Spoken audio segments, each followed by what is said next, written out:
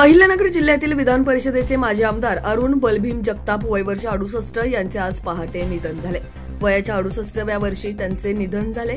अहिल्यानगरचे आमदार संग्राम जगताप व जिल्हा परिषदेचे माजी सदस्य सचिन जगताप यांचे ते वडील होते। 5 एप्रिल रोजी त्यांना अत्यवस्थ वाटू लागल्याने त्यांना उपचारासाठी पुणे येथील एका खासगी रुग्णालयात दाखल करण्यात आले होते।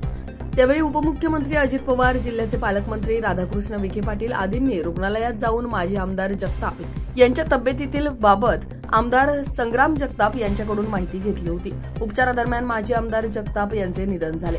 माजी आमदार जगताप यांचे अंतिम पार्थिव दर्शन शुक्रवार दिनांक 2 रोजी दुपारी 2 वाजता भवानीनगर येथील जगताप यांच्या निवासस्थानी ठेवण्यात येणार आहे। त्यानंतर भवानीनगर, महात्मा फुले चौक, जिल्हा सहकारी बँक, स्वस्तिक चौक, टिळक रस्ता, आयुर्वेद कॉलेज, बाबावाडी मार्गे अंत्यविधीसाठी अमरधाम येथे नेण्यात येईल। सायंकाळी 4 वाजता अंत्यविधी होणार आहे।